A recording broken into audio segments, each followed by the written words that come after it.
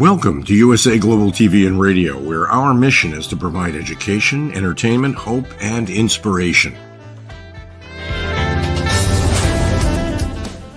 USA Global TV and Radio connects you with experts and audiences all around the world every single day to help you succeed in business and to live a richer life. Visit us at usaglobaltv.com to learn about career and life-changing training and mentoring programs like the Listening Mentor. Subscribe to our newsletter to stay informed about our special programs and offers.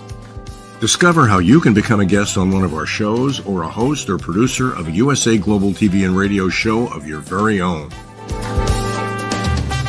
That's USA Global TV and Radio, where the doctor is always in.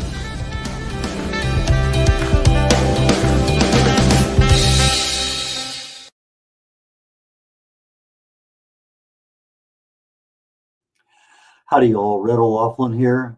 We're on the Wise Ones on the USA Global TV and Radio Network. When I'm not on here hosting shows, I'm a researcher. I research the human body at the cellular level, chemically speaking. I look for cause and effect relationships. Treat a symptom, you'll always be treating symptoms. But if you treat the cause, you might be able to actually fix the problem. And by treating symptoms, the cause continues to grow. I've been a writer forever, it seems like. I've authored a number of different books. I also help get authors' books published. I've done about 40 or 50 of the other people's. In fact, I have a couple of them coming out here very, very shortly with two new authors I've never worked with before. But sometimes I end up on 3 shows a week on the USA Global TV and Radio Network, and it gives me a chance to chat with just absolutely wonderful people. We had a great show here recently, just before this, with an author. Now I'm coming up with a business expert. And so please, Andrea Stenberg, join me up here on stage on The Wise Ones. Hi, Red. Thanks for inviting me. Andrea is from Canada, and we are talking backstage, and she's talking about the fastest, easiest way to get to be able to stand out in your industry is video, but it has to be strategic. And I said, okay, that sounds like a really interesting way to start the program, because I think most of us understand, yeah, we want to be experts. Most of us probably are in some regards.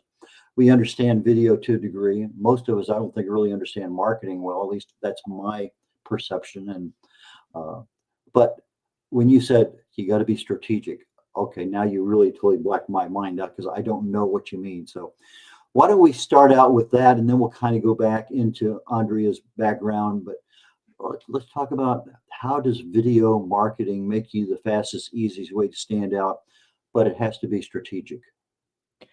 Well, there's a few pieces to that puzzle.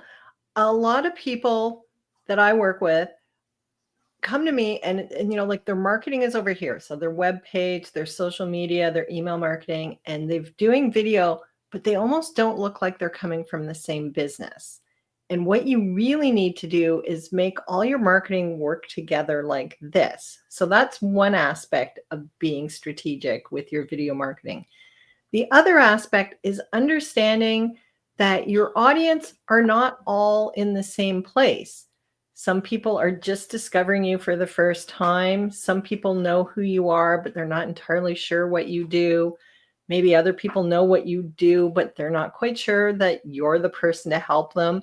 And then you've got the people that are really ready, like they're ready to make a decision to buy.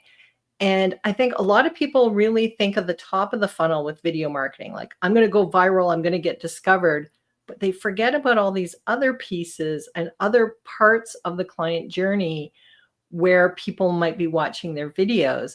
And really, those are the videos that are going to make you the money, and build, show off your expertise and let people raise their hand and say, yes, I want to work with you. And if you're strategic and make sure you have all the different stages of the client journey represented in your video marketing, then you're going to have some real powerful success with your videos. Okay, so you're telling me that as a business owner, I need to control all the aspects of my business, which is varied, but particularly so in the video marketing end of things, because it's so easy to get holes in my program where I'm not integrating everything together so that the occasional looker, the first timer, the person who comes back, what you got new now, uh, sees that continuity, that credibility, the relationship you have with the customer. And I think that's important because I know when I go back to people's websites, oh, he's got a new website. Okay. And those things kind of capture you a little bit. Or if I know somebody's putting out one or two videos consistently, then I have a chance to see what's there. So the the strategic part, I think you cleared up for me, and I appreciate that. But as you're working with people, is it 90% of the people don't have a good strategic marketing program, or is it half, or is it 10%? What has been your experience? My experience, most of the people that are coming to me have some of their marketing in place, but a lot of people have some gaps. And I think particularly for people who have been DIYing it, they're doing it themselves because you can't be objective about yourself. You need an outside eye to kind of look at what you're doing. One of the biggest gaps I see in coaches, consultants, anybody who's an expert is that oftentimes they really undervalue the most important piece of their expertise because it's something that they do so well and it comes so naturally. They kind of assume that everybody knows what they know. And really, that's often the piece that everybody else is going, oh, I didn't know that. Oh my goodness, you're so smart. You're such a genius. And so sometimes having some outside perspective and figuring out like what are the pieces that your audience really doesn't understand or really values from you, and being able to highlight that and talk about that in a way that really shows your expertise and makes your audience think, wow, this person knows everything. They know me, they're speaking to me. And that to me, I think, is the biggest piece. And it's the hardest piece for even experienced marketers, is to get that absolutely right. Okay, so you're on stage, literally you and a camera in front of you. And you're trying to portray a calm, cool, collected person that knows a lot. And this is not something you do all the time. I'm just talking about the generic person. Yeah. And in many cases, the only camera they have might be their cell phone, which is perfectly acceptable. There's nothing wrong with that whatsoever. It's got a good quality to it. But the content, being able to just roll it off the tongue is there, but sometimes you lose people in the first 30 seconds because of the way you're talking or whatever. So let's start with the content part first, and we'll kind of move through the video. In fact, let me back you up a little bit before that. Let's just talk about the cell phone. Is there, if you're going to be doing video marketing, that's a good way to start or not? What's your thought? Yeah, I think a lot of people get hung up on the technology, and really you need to step back and remember all your marketing, but especially your video marketing, you're speaking to one person. I mean, you're speaking to lots of one persons, but you're trying to talk to one person. And so the technology is not the biggest piece. A smartphone is a really, really good camera these days. If you've bought a smartphone in the last 5 years, it's an excellent camera. People are making professional music videos and short films using smartphones. So that's absolutely good enough. And for people who are just starting out, you're not going to have a massive audience right away. So you can build the technology as you need it. If you're going to invest in one piece of technology that you don't already own, I highly recommend a microphone, because there's lots of data that shows if your video is less than optimal, like, maybe it's a little blurry, the lighting isn't great, maybe you're holding it in your hand and it's moving, people are forgiving of that. But if the audio is difficult to understand, or it's scratchy, or whatever is wrong with it, people will leave the videos sooner. So if you're going to invest in anything, invest in a microphone. And it doesn't have to be the really expensive microphones. Even a $20, $30, $40 microphone off Amazon can greatly improve the quality of your videos. And then the other thing that is nice to have is a tripod, just because it keeps the camera steady if you're using your smartphone. But if you have a shelf that is in a spot that has good lighting, or a window ledge that's the right height for you, I mean, you could use that instead of a tripod. So smartphone first, microphone is a nice to have. A tripod is nice to have, but not essential to just get started. Okay, well, let me ask you a personal question. We had our first great-grandson. He turned 1 in January. So one of the projects I have is to create a private YouTube channel for my family, where my wife and I can sit there and do 10, 12-minute videos talking about various aspects of our life. That's primarily for the great-grandson, but it's also available to my brothers and sisters and cousins and nephews and whatever. Is 10 to 12 minutes a realistic time? Because I'm looking at doing this on Zoom, where I'd be able to have that download to my desktop, not to my cell phone, where I have to transfer it to something else. I'm not looking at doing any video editing. I'll talk about that later, maybe. But from my own personal perspective, I think a 10-minute video is probably enough that people can watch in 1 or 2 or 3, and okay, let's go to something else. Is that a realistic time frame for what I want to do for that particular job? Yeah, I think 10 to 15 minutes is a nice video length, and not just for what you're doing, but even for marketing videos. There's the quote that I've heard attributed to a bunch of different people. One of them being Mark Twain is, I apologize, my letter is so long, I didn't have time to make it shorter. And so making really, really short videos that provide value, it's hard to make them really short, but 10 to 15 minutes is, kind of a nice length of time. You can have a nice introduction, you can have a nice close, and you can talk reasonably at length about 2 or 3 points in that period of time without being so long-winded that people fall asleep. Okay, why don't we go ahead and bring your website up at this point in time, because I want to be able to talk about what's there. One of the things you talked about was how long is a video from a marketing perspective, and I think you said, spoiler, it depends. Yes. Yeah, okay, fine. I didn't have to watch that one. I already know the answer. But I wanted to get into that part of your website because, well, you happen to fill a niche that I need right now, because I haven't started my first video, but I know that's what I want to do. So let's see if we get your video up, your website up here. And okay, there we come. Okay, so why don't you take us through your website real quickly? Well, yeah, so this is the homepage of my website, and yeah, it's to stop being the best kept secret in your industry, because I think I see a lot of people who are real experts, and they've just nobody knows who they are. And so, yeah, and here I've got some testimonials from people that I've worked with, people that I've groups that I've spoken at, and so yeah, some of my past clients, a little introduction of me. These are some of the podcasts and events that I've spoken at, and some of the places where people can find out more about me and how to work with me as well.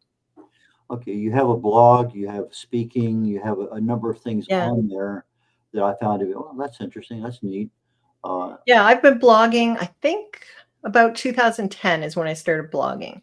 So it's been kind of a long-term project for me. It's a way for me to share some of my expertise with people and have them get a chance to get more advice about marketing. Since I was blogging since 2010, there's a lot there besides video marketing, but it's really been since about 2019 that I've really focusing on video marketing, because I understand how important it is and how difficult it is for business owners. How do you overcome your fear of video marketing yourself? Well, for me, there was 2 things. One is when I was about 2018, I had decided I really needed to double down on video. And that was my number one goal that year, was to make more videos. And in 2018, I did 3 videos all year for the same reason nobody else wants to do video. Is I was intimidated by the technology. I hated how I looked on camera.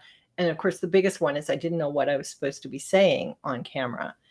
And then in 2019, I signed up for a challenge, which was to go live every day for 30 days.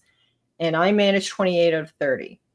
So I got over my fear, including I did one. I was visiting my sister, and the only place in the house that was quiet enough was her bathroom. And so I recorded a live video in the bathroom. I sounded like I was at the bottom of the toilet. It was terrible. And so at the end of that, I'm thinking, well, if I can do that, I can do anything. But then the challenge was, how do I use it for marketing? Like, I knew which buttons to push and I learned how to talk to the camera, but how do I get strategic? And that was the real challenge. And I spent a lot of time sort of digging into what other people were doing. I was really un-Canadian. I started like if somebody was doing something interesting, I would contact them and say, can we talk? Can you tell me what you're doing and what's working and what's not? And, I was really brazen and pushy. And I spent a whole year just really researching and testing, trial and error, to figure out the strategy for growing your business with video. Okay, so you start with you start with the equipment, then the content, and even as a speaker, you're putting out content. But there are a lot of things in speaking. So many different, almost impossible to describe. You get the opening, you get the words you choose, and the cadence, and the pauses, and the eye contact. And when you start trying to do it on Zoom, it's not the same thing as you're doing it live. Lots of different dynamics enter in that. But one of the dynamics that works regardless of whether you are at one-on-one, one-on-many live, or doing a program like we're doing right now, is telling a story. And if you can incorporate a story along with the content that amplifies your content, because somebody took and did something, and you can, well, now Sally did this, and so you end up taking not only the content, but you show how the content adds value to people's lives or businesses or whatever. So how do you get people transitioning into creating the content, but also including stories that don't go overboard? Yeah, stories is so essential, because as human beings, we're hardwired to want stories. We listen to stories. I remember as a child, my dad made up stories about my sister, about 2 fictional girls that we knew were really my sister and I, who had adventures that we all wanted to have. So people love stories. And honestly, if you tell good stories and then relate them to what your clients are trying to achieve, they're going to remember that much better than if you go and give somebody a step-by-step tutorial in your videos, because they're not going to remember that, but they will remember the stories, particularly if they're funny, or they're emotional, or they're inspirational. People will remember stories. And so, the most obvious for business people is, do you have a case study? Do you have a client and you can tell the journey of where they were, what struggles they had, what they tried that didn't work, and then they came to you and what you did to help them, and now hear how amazing their life or their business is? Those are the most obvious ones, but they don't even have to be like that. So say you're a brand new business owner, you don't even have a client yet. Can you take some stories in your personal life and relate them to business? I have on my blog, there was a story I did when my son was about 8. He and his friend had a lemonade stand, and they made a fair bit of money, considering there's not a lot of foot traffic on our street. And then they decided they wanted to do another lemonade stand. And I said, well, why don't you use Kool-Aid? Because it's cheaper than lemonade, because I was the one buying the lemonade. And my son looked at me and he said, well, we can't sell Kool-Aid because adults won't buy Kool-Aid, and they're the ones that give us good tips. And I used that as a story of, like, do you know who your ideal client is? And so it was a story about my son and his friend. And, everybody remembers, done a lemonade stand at some point when they were kids, but this really strategic thinking about an ideal client. So it's about, trying to figure out what are things in your personal life that you can use. And one thing that I've really found useful, because sometimes I have a funny story and I'm like, well, what's the business lesson about that? So one of the things I've started doing is I'll take the story that I've created that I want to tell and then go into AI and say, all right, I'm telling a story about this. I'd like to relate it to this business thing that I'm talking about. Can you come up with a segue for me? And I'm finding AI is really valuable for that, but it doesn't sound like AI because it started with my personal story. And so those are the kinds of things to when I'm working with clients, is helping them figure out what are the stories they can tell to highlight the points they're trying to make in their marketing. Andrea, we're going to need to take a break here for about a minute and a half or so. We'll be back. And I want to talk about, okay, we get the videos done. We have the content. We have the stories. It's recorded. I'm not going to go into video editing at this time. That may be beyond the scope of our talk today. But I want to get into the distribution next. So that's kind of the avenue that I want to go down. So let's go ahead and go to a station break and we'll be right back. What if one simple skill could change the way you connect with the world? What if listening could open doors to deeper relationships, stronger businesses, and a better you? Dr. Jacalyn Kerbeck, the Listening Mentor, brings you USA Global TV and Radio, a space where voices are heard, ideas are shared, and global communities thrive. Through the elevated listeners' courses and books, you'll master the power of listening, set boundaries with confidence, and transform conversations into opportunities. Join us. Listen, learn, elevate. Whether you're a leader, a coach, a business owner, or someone seeking stronger connections, your journey starts today. Subscribe, learn, and transform today.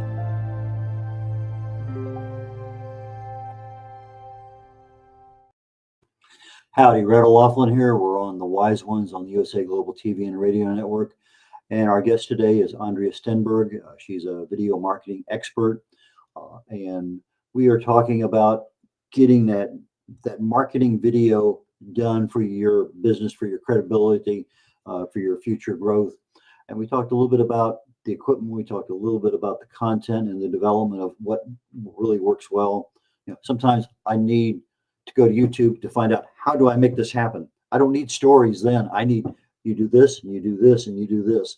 And I put it on pause. I go do that. I come back. So that sometimes I don't need a story, don't want a story, but those are unique situations and not the standard, but it's unique for that particular industry. But how do I get my videos, my marketing videos about me, my business, what I offer to the world, the distribution? So why don't we go down that road for a little bit? Well, a lot of the clients I work with are, one of the main ways they're marketing their business is on social media. And so obviously video is king on Facebook, LinkedIn, Instagram, all the platforms, or even Pinterest now is pushing video because they are seeing the stats that users are spending more time on video than other types of content. And for us as business owners, that's why video is so valuable, because if somebody spends 15 seconds looking at a post you made on social media, that's nice. But if somebody spends 5, 10, 15 minutes watching a video, that's a much deeper connection they've had with you. They've also had a chance to see your face, virtually look you in the eye, hear your voice, hear your excitement about your industry, your passion for helping people. So social media is a really fabulous place to start with your videos. But it isn't a matter of just posting and cross your fingers and hope somebody sees it. You need to also be strategic, even just with posting. So one of the things we've all heard about, the algorithm. Every platform has an algorithm so that you don't see everything that all your connections post on social media. They pick the ones that they think is the best content and that you're most likely to watch.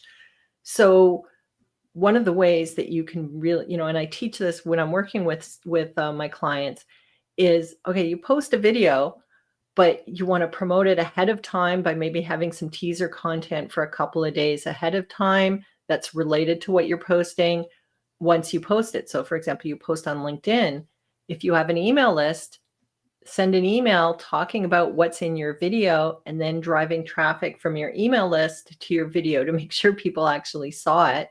Plus, if you get a bunch of people from your email list go and check out the video, that's going to signal the algorithm, oh, this is really interesting content. So then they'll push it out to even more people. That's just one of the ways that you can kind of make sure more people see your content.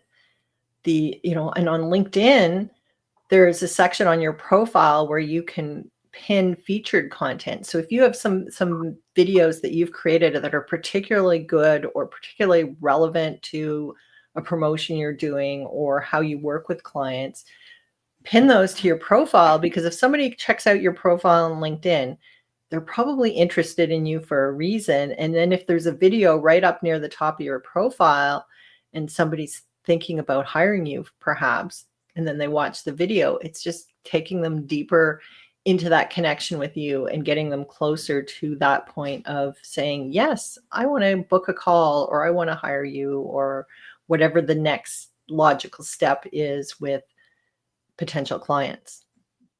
Okay, hiring you. Obviously, there's, as you mentioned, an algorithm. There's a certain search engine optimization kind of thing going on in the background.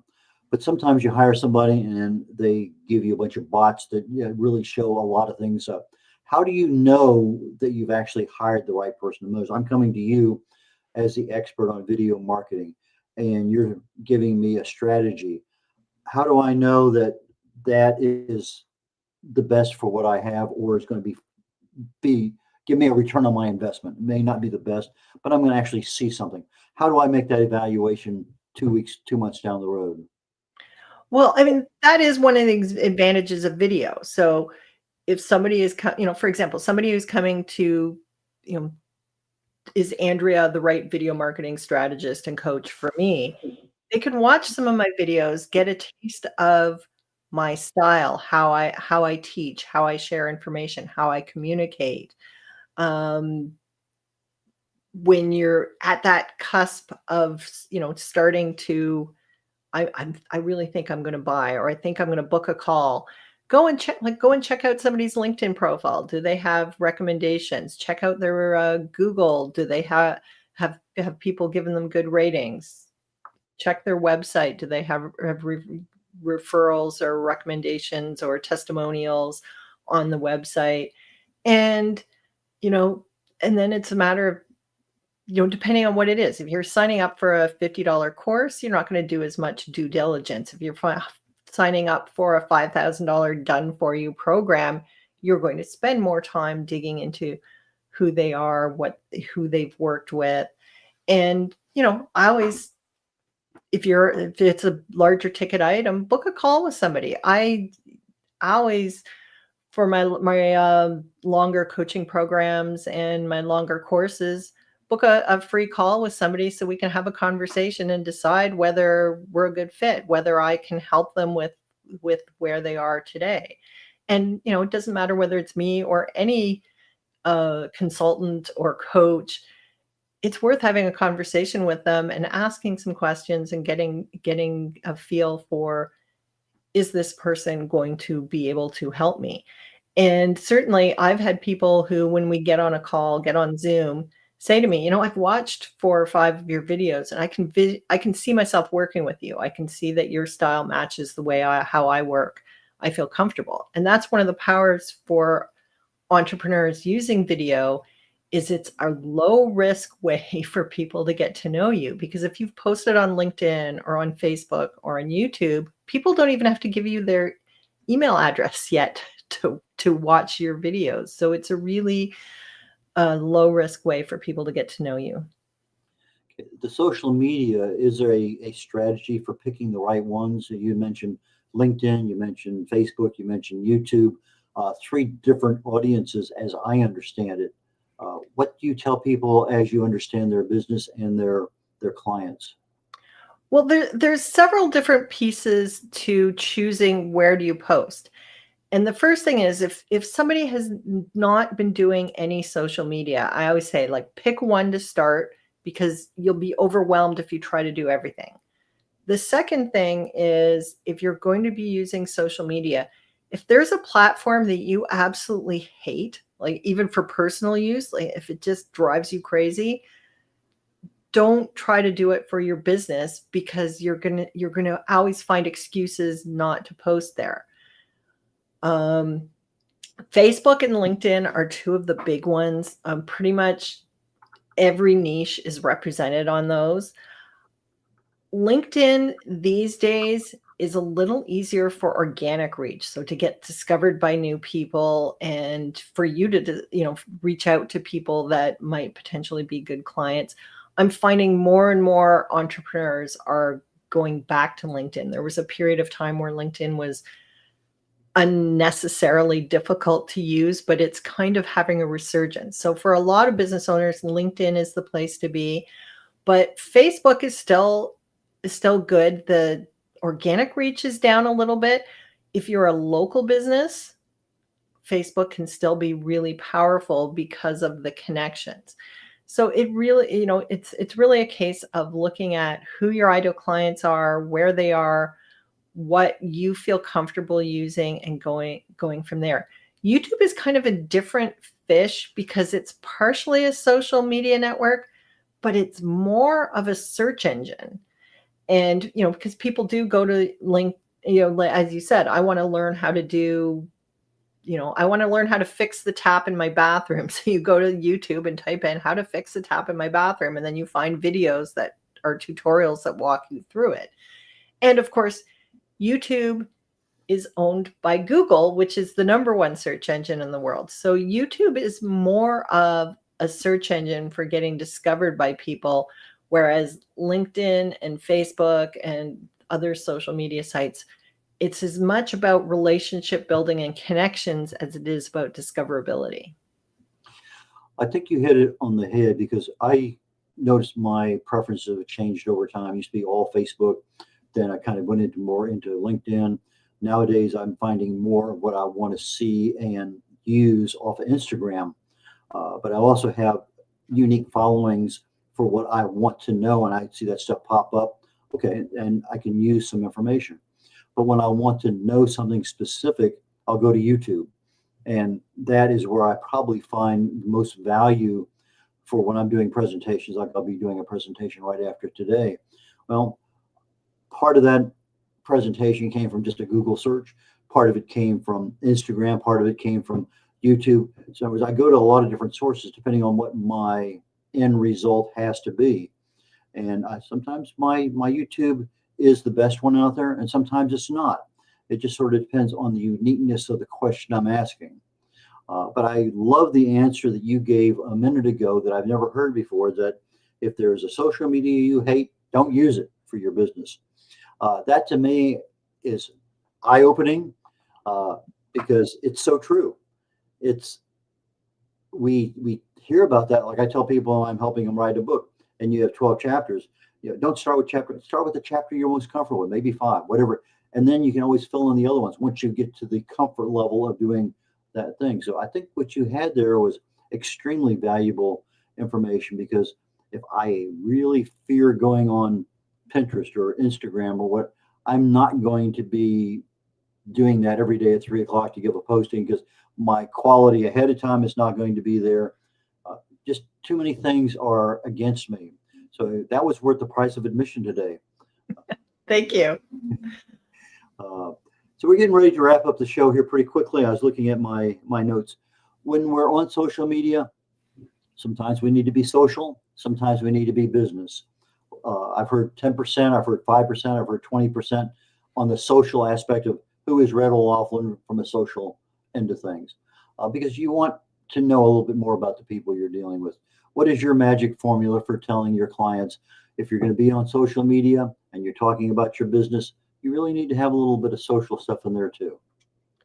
Well, it does depend platform specific. So Facebook is a little more personal, even on the business pages. Same with Instagram. LinkedIn does tend to be a little more professional, but I made an interesting discovery because I've been on LinkedIn since back when the only multimedia on LinkedIn was a little tiny little profile picture, and there was no news feed on LinkedIn. And when they first created the LinkedIn news feed, old timers on LinkedIn lost their minds. They were so annoyed that it was turning into Facebook. But just last year, I took my wedding anniversary post that I always put on Facebook and Instagram, and for the first time, I posted it on LinkedIn because I normally don't post a lot of personal things on LinkedIn.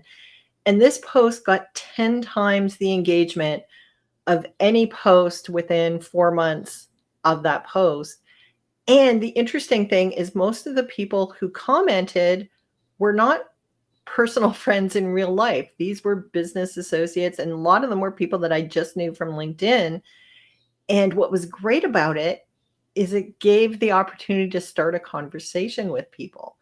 So I don't have a hard and fast rule of how much personal there is, but it's worth doing some personal posts and then just testing and see what works and what doesn't, because I had intentionally been avoiding personal posts on LinkedIn, and then this one post convinced me, all right, it's worth doing it from time to time and sharing some things that are purely personal just to let people get to know, like, and trust you. But one of the tricks is you have to think about, so say you were at an in-person networking event, say a Chamber of Commerce event. When you go and talk to people, you don't just talk about your business. If you meet somebody, you might talk about, oh, I just came back from vacation, or we just put an addition on our house, or my child just got accepted into university. I got to tell you, when my son got accepted into university, I think everybody in the world heard about it because there are certain things that, in your personal life you want to share, but there's also things you want to keep private. And that's, sort of one of the things is you figure out which things you're going to share and which things are going to be private. But it is worth telling people some things that, your hobbies, pets, activities that you do. I walk just about every day along the shores of Georgian Bay. And a lot of my photos that I use, even if I'm not talking about it, they're from that because it's part of my life. It's part of what I do.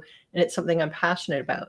So, experiment, but don't be afraid. I think a lot of business owners shy away from sharing anything personal. And I think there's value in it. Well, we're down to basically about a minute left in the show. Who is an ideal client and how do they reach you? An ideal client for me are coaches, course creators, consultants, anybody who's an expert and they're selling what's between their ears, their knowledge and expertise. And usually people who work best with me are people who've done some video, but they're really struggling with the content. They don't have that strategy yet, and they really want to work smarter, not harder with videos. And you can find me. The Baby Boomer Entrepreneur is my main website.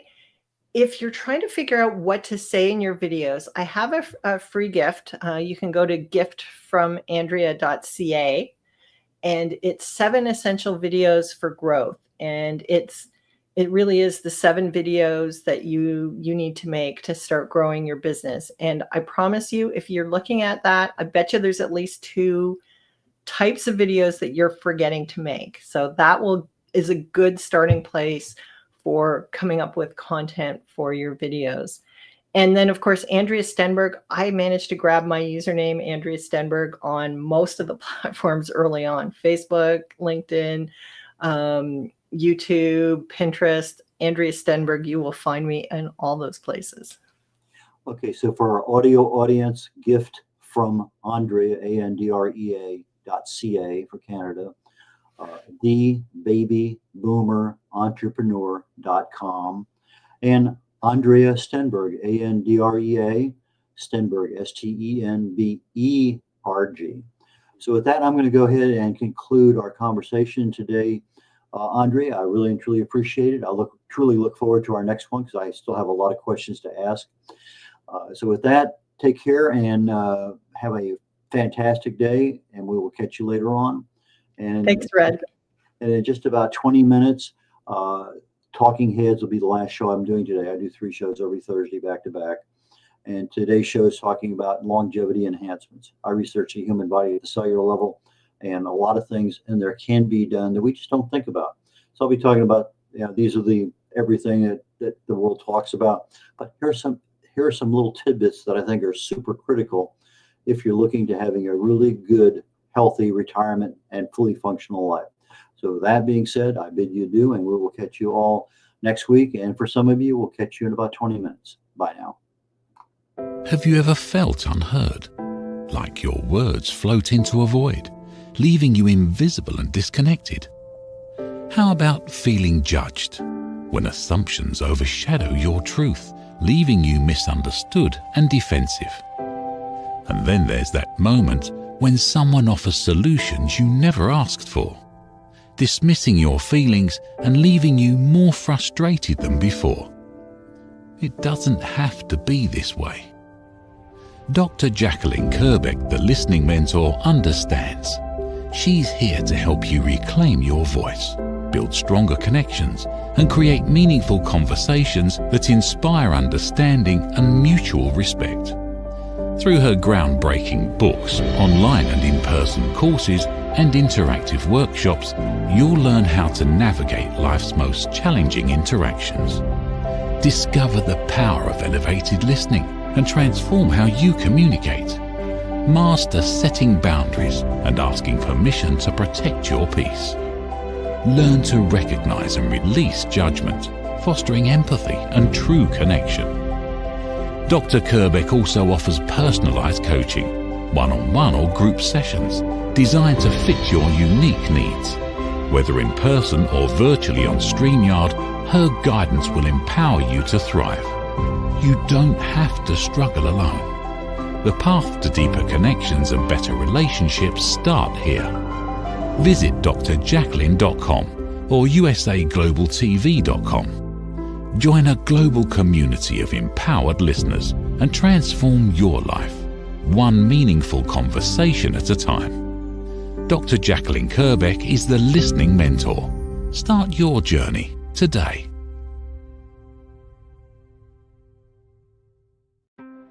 USA Global TV and Radio, home of the YouTube Silver Creator Award, proudly presents Just the Thing for Your Ring, introducing the patented Ring Thing.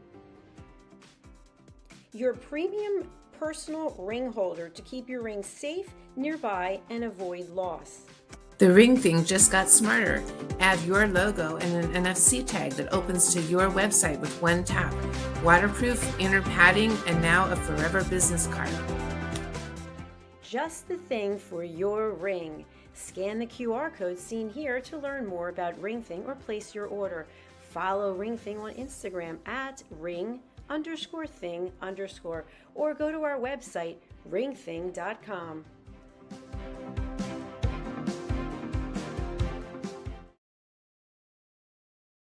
Thank you, viewers and listeners of USA Global TV and Radio, for joining us today. We're honored to have your time and attention as part of our global community. At USA Global TV and Radio, we believe in the power of authentic conversations, meaningful connections, and creating a world of possibilities together. Want to be part of something bigger? Join our team of elevated listeners at usaglobaltv.com, a space where your voice matters and your ability to listen transforms relationships. Stay connected with us across all our platforms for thought-provoking discussions, expert insights, and empowering stories. Subscribe to our channels at youtube.com/c/usaglobaltv. Follow us on social media and explore the endless opportunities we're creating for growth, learning, and inspiration. Together, we're not just broadcasting, We're building bridges and changing lives one conversation at a time. For inquiries, contact us at info@usaglobaltv.com. Music by Johnny Dyes. Produced by Executive Producer and Director Dr. Jacalyn Kerbeck.